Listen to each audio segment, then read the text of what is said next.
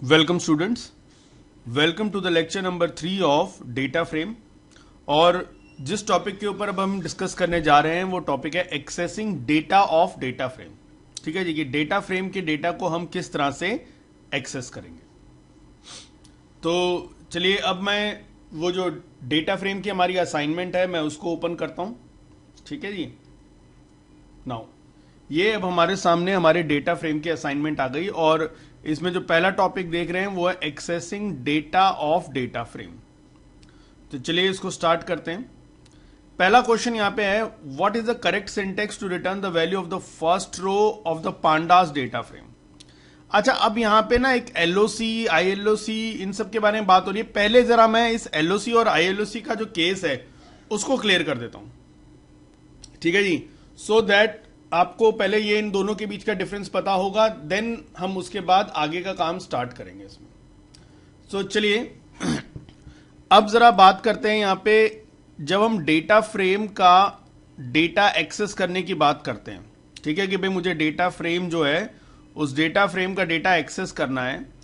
सो यहां पे हमारे पास आता है कि आप डेटा फ्रेम का डेटा कॉलम वाइज एक्सेस करना चाहते हैं, ठीक है, या डेटा फ्रेम का डेटा आप रो वाइज एक्सेस करना चाहते हैं।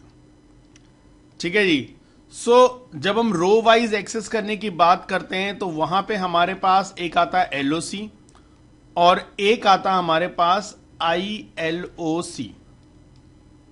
ठीक है जी, अब ये एलओसी और आईएलओसी है, इन दोनों में डिफरेंस क्या है। ये एलओसी है that is integer position based index. ठीक है, और ये वाला बेसिकली एलओसी जो है हमारा ये लेबल्ड बेस्ड इंडेक्स के ऊपर काम करता है। ठीक है जी, सो यहां पे हमें एक चीज क्या पता लगी कि भैया जो रो वाइज जब डेटा एक्सेस करने की हम बात करते हैं, सो एलओसी लेबल बेस्ड इंडेक्स के लिए है और iloc integer position based index के लिए। अब क्या मतलब हुआ इसका यार, देखो डेटा फ्रेम जब मैं बनाता हूं, ठीक है, जैसे मान लो मैं यहां पे एक एग्जांपल लिख देता हूं डेटा फ्रेम का। जैसे मान लो मैंने यहां लिख दिया जी ए बी सी, और यहां पे सपोज मान लो मैंने लिख दिया सपोज अपना के एल एम। ठीक है जी, और डेटा यहां पे डला हुआ 653829456। ठीक है जी, अब एक चीज ध्यान से सुनिएगा, चाहे भले ही हम अपनी तरफ से इंडेक्स लेवल कुछ भी सेट कर दें, लेकिन जो सिस्टम है, सिस्टम की तरफ से एक डिफॉल्ट इंडेक्स इसमें फिर भी लगे रहते हैं। ठीक है, यानी कि अगर मैं जो ये लेबल्ड इंडेक्स है इनको जो मैंने अपनी तरफ से सेट किया है, they are called as the label index. So मैं अब इस डेटा फ्रेम के डेटा को इस लेबल इंडेक्स के द्वारा भी एक्सेस कर सकता हूं, और ये जो हमारे पोजिशन वाले इंडेक्स हैं इनके द्वारा भी एक्सेस कर सकता हूं। इनको हम पोजीशन इंडेक्स कहते हैं। ठीक है, अच्छा जो एलओसी है उसको मैं लेबल वाले इंडेक्स के द्वारा भी एक्सेस कर सकता हूं, और जो डिफॉल्ट वाले हैं उनमें भी यूज कर सकता हूं। लेकिन जो आईएलओसी है उसको सिर्फ डिफॉल्ट वाले यानी जो पोजीशन बेस्ड इंडेक्स है सिर्फ उसी के अंदर इस्तेमाल कर सकता हूं और किसी के अंदर नहीं। ठीक है, अब जरा इतनी बात माइंड में पहले क्लियर कर लो कि एलओसी लेबल बेस्ड इंडेक्सिंग के लिए यूज होता है और iloc integer position based indexing के लिए यूज होता है। ठीक है, और इंटीजर पोजीशन मतलब जो बाय डिफॉल्ट 0 1 2 है ना, जब भी आप आईएलओसी यूज करोगे तो जो ये 0 1 2 पोजीशन इंडेक्स होते हैं इन्हीं को वो यूज करता है, बस उसके अलावा और कुछ यूज नहीं करेगा। लेकिन एलओसी में मैं ये वाले इंडेक्स भी लगा सकता हूं और ये वाले भी यूज कर सकता हूं। ठीक है, तो चलिए जरा उस क्वेश्चंस को देखते हैं एंड देन उसके बाद हम आगे काम करेंगे। सो ये हमारा accessing data of a data frame का पार्ट खुल गया।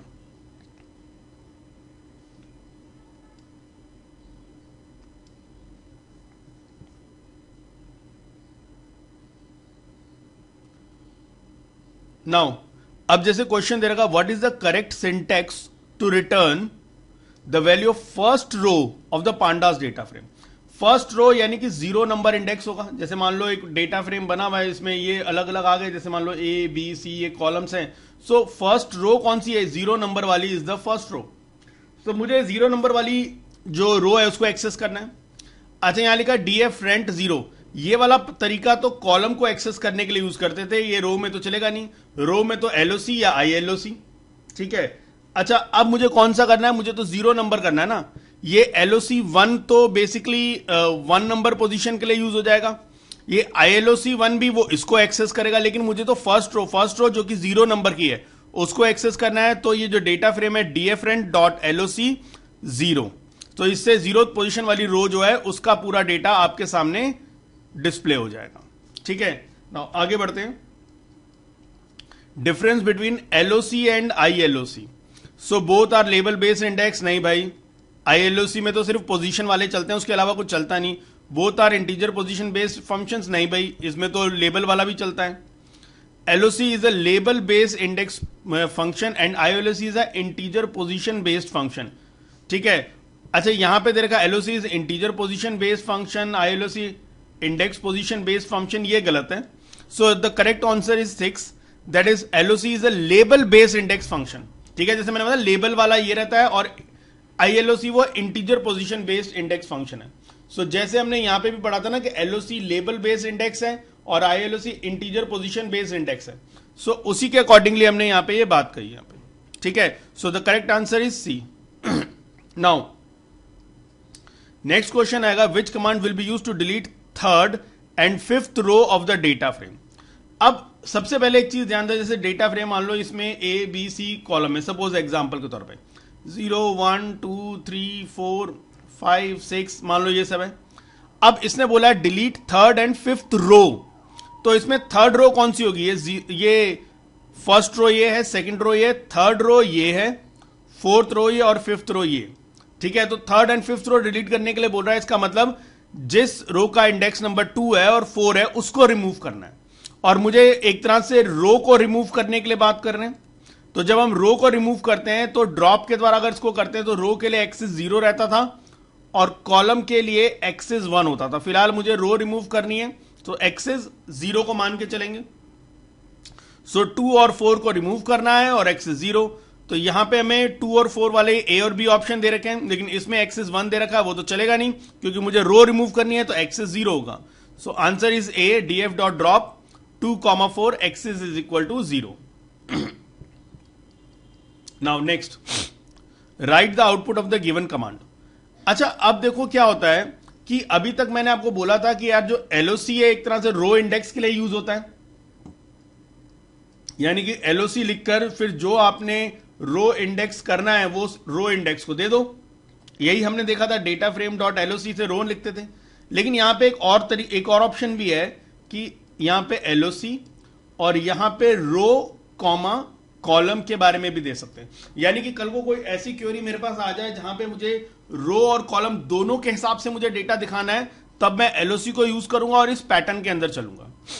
अब यहां पे लिखा हुआ है अगले ने df1, इसका डेटा फ्रेम है df1 डॉट एलओसी, और यहां पे देखो रो वाले में इसने लिख दिया :0, कॉमा, और सैलरी वाले में लिख दिया है, इस बेसिकली कॉलम में इसने लिख दिया सैलरी। वैसे तो सैलरी पूरा लिखना चाहिए क्योंकि यहां पे इसको सपोज सैल ही मान लेते हैं हम लोग, सॉरी। सो यहां पे सपोज सेल, ठीक है। सो रो में मैंने ये मेंशन कर दिया और कॉलम में ये, तो इससे तो एक कंफर्म हो गया कि भैया इस वाले कॉलम का डेटा मेरे सामने आएगा। लेकिन अब इसने :0, अब ये क्या है, ये यहां पे कुछ स्टार्ट वैल्यू कुछ दे नहीं रखी, तो स्टार्ट वैल्यू जब नहीं दे रखी तो बाय डिफॉल्ट वो 0 स्टार्टिंग लेकर चलता है, और 0:0 का मतलब है ये सिर्फ 0 वाली रो को इंक्लूड करेगा, दैट्स इट। अच्छा अब इसने 0 कॉलम को इंक्लूड करेगा तो 0 वाली रो के अंदर सैलरी की वैल्यू क्या है, ये 50,000। सो ऑब्वियसली ये आंसर क्या देगा यहाँ पे 50,000। तो अच्छा यहां पे फिलहाल 2 क्वेश्चन है जिसमें 50,000 रुपए आ गए। सपोज मान लो इसमें एक 0 हटा देता हूं मैं, सो इसके अकॉर्डिंगली अभी चलते हैं, तो ये 50,000 और ये 5,000, तो हमारा करेक्ट आंसर है 5,000। तो पहले वाले ने रो मेंशन कर दी कि भाई 0th रो वाली रहेगी, और दूसरे वाले वैल्यू ने कॉलम बता दी कि 0th रो का सैलरी कॉलम का डेटा, तो 0th वाली रो का सैलरी कॉलम का डेटा क्या आएगा 5,000, तो वो हमारे सामने ये आ गया। नाउ नेक्स्ट देखते हैं, नेक्स्ट एक क्वेश्चन है, consider the given data frame. ये दे रखा नवीन, रेहान, जॉन, रोजा, मन्नत और मैथ साइंस हिंदी, इनके मार्क्स दे रखे हैं। नाउ अब हमारे पास क्वेश्चन कुछ इस तरह से आया, he wants to add a new column, एक नई कॉलम ऐड करना चाहता है। सो वी नो दैट नई कॉलम जब भी ऐड करनी होती है तो हम डेटा फ्रेम का नाम लिखते हैं, अंदर उस कॉलम का नाम लिखते हैं, और उस कॉलम में जो वैल्यूज आएंगी वो वैल्यूज लिखते हैं बस। सो यहाँ पे to add a new column with the name of student as Prem, तो जैसे नवीन रहना सबका है तो यहाँ पे मुझे एक प्रेम का डेटा चाहिए। In above data frame choose the right command to do so. So अब इन चारों में से राइट कमांड हमने चूज करनी है। देखो यहाँ पे पहले में लिखा डीएफ और कोट्स में लिखा प्रेम इज इक्वल टू ये 8976 दिस। सो अगर मैं यहाँ पे देखूं तो ये ठीक लग रहा है। अच्छा नीचे मैंने देखा यार यहाँ पे भी लिखा हुआ डीएफ और वही प्रेम इज इक्वल टू 8976, मैंने कहा यार ये भी सही लग रहा है। अच्छा यहाँ पे जो लिखा हुआ है प्रेम 89 78 76 67, अब इसके अकॉर्डिंगली तो 4 वैल्यूज वाली हैं लेकिन यहाँ तो 3 ही है। सो भैया ये तो चलेगा नहीं। और डीएफ और कोट्स में नेम नहीं बल्कि जो हमें कॉलम का नाम रखना हम तो वो लिखते थे, सो ये भी नहीं माना जाएगा। अब मैंने कहा यार इन दोनों में से अब मैं क्या चूज करूं। सो अब यहां पे एक्चुअली हमें डेटा फ्रेम का जो नाम रखना है वो नहीं दे रखा।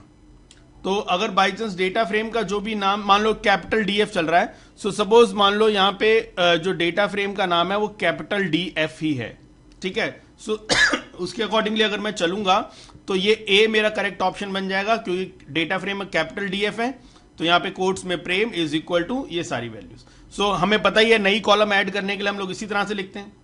आगे बढ़ते हैं। He wants to set all the values to zero, मतलब अब उस डेटा फ्रेम के अंदर जितनी भी वैल्यूज सबको जीरो करना चाहता है। सो कौन सी कमांड होगी। अब देखो यहां पे जो लिखा है डीएफ कोलन, अब ये कोलन वाला क्या होता था, मैंने करवाया भी था कि भैया जब ये लिखेंगे तो सारी वैल्यूज को जीरो कर देगा। अच्छा यहां पे डबल इक्वल टू दे रखा है, ये गलत है। डबल इक्वल टू नहीं, हमें तो असाइन करना है ना। ये डबल इक्वल होता है इक्वालिटी चेक करने के लिए, बट हमें इक्वालिटी थोड़ा ना चेक करनी है, हमें तो बेसिकली असाइन करना है। तो डीएफ कोलन, इसमें जब ऐसा कोलन लिखा होता है तो इसमें सारा डेटा फ्रेम इंक्लूड हो जाता है और उसको जीरो असाइन कर देगा। आगे बढ़ते हैं। He wants to delete the row of science marks. So भैया डिलीट करना है रो को तो वी नो की ड्रॉप यूज होगा, और रो ड्रॉप करनी है तो वी नो की भाई रो है तो एक्सेस इज इक्वल टू 0 होगा, ठीक है। और रो का नाम है साइंस, तो देख लो भाई डीएफ डॉट ड्रॉप साइंस और एक्सेस इज इक्वल टू 0, ठीक है। यहां एक्सेस -1 लिखा वो नहीं चलेगा, यहां एक्सेस इक्वल टू 0 लिखा वो नहीं चलेगा, और एक्सेस इज इक्वल टू 1 तो कॉलम के लिए होता है। सो यहां पे एक्सेस इक्वल टू 0 ये रहेगा, तो B is the correct answer, ठीक है।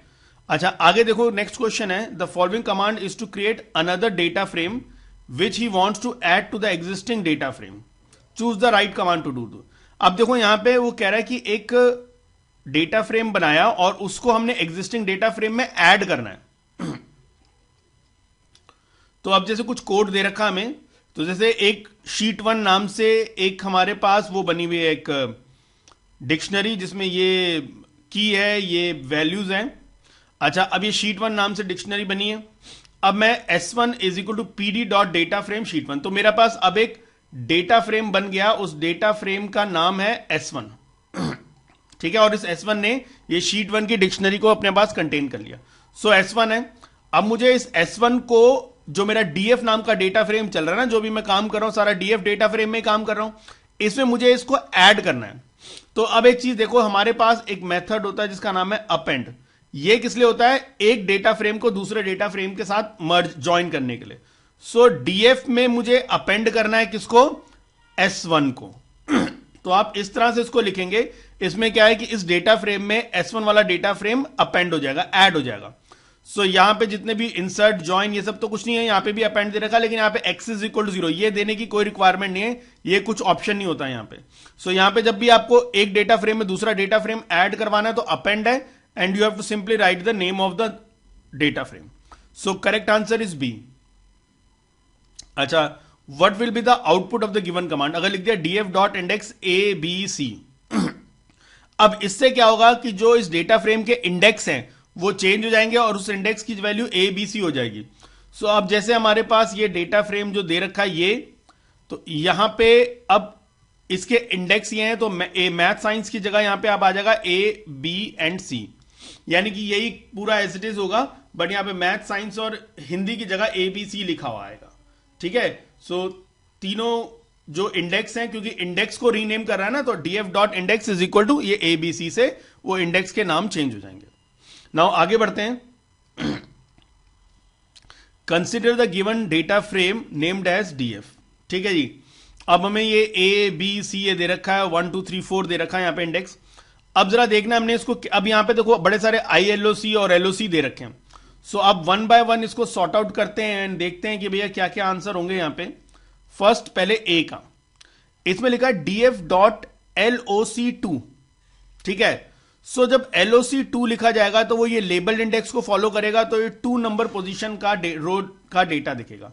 तो यहां पे आंसर आ जाएगा 2 ABC और 2 का डेटा है हमारा 12 16 एंड 20।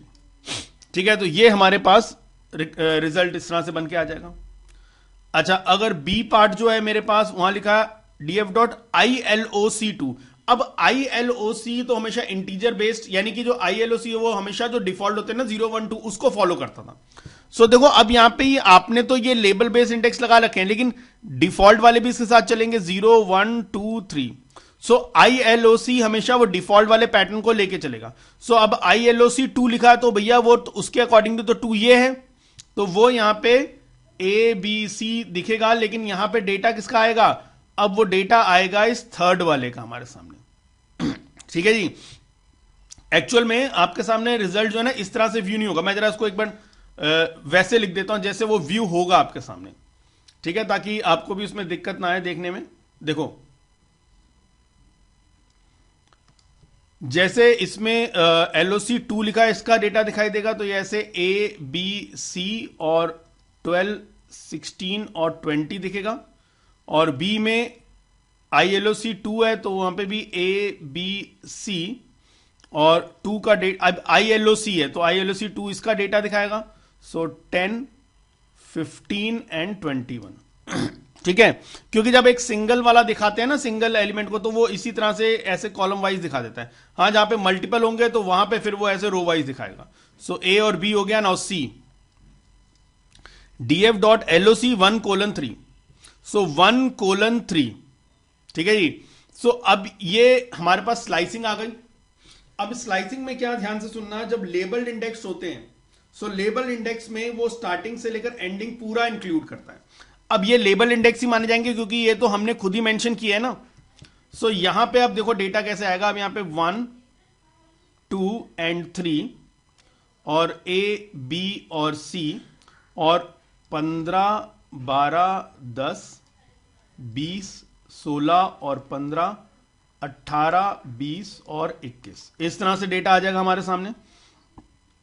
ठीक है, 1:3 है तो ऑब्वियसली 1 से लेकर 3 तक का डेटा इंक्लूड करेगा। अब हम तो ये सोचते थे स्लाइसिंग वाले में तो लास्ट वाला इंक्लूड नहीं होता था, लेकिन जब लेबल इंडेक्स होते हैं और हम LOC या ILOC जब लगा रहे हैं तो लेबल इंडेक्स के केस में वो लास्ट वाला एलिमेंट भी इंक्लूड होता है। याद रखना कि लेबल्ड इंडेक्स यानी कि अगर मैंने इंडेक्स खुद के अपनी मर्जी के डाले हुए तो उसमें स्लाइसिंग में लास्ट वाला भी इंक्लूडेड होता है, तभी यहां से 1 से लेकर 3 तक सबका डेटा आया ना। उसके बाद D है, अब LOC लिखा लेकिन यहां पे इसने 0:3 लिख दिया।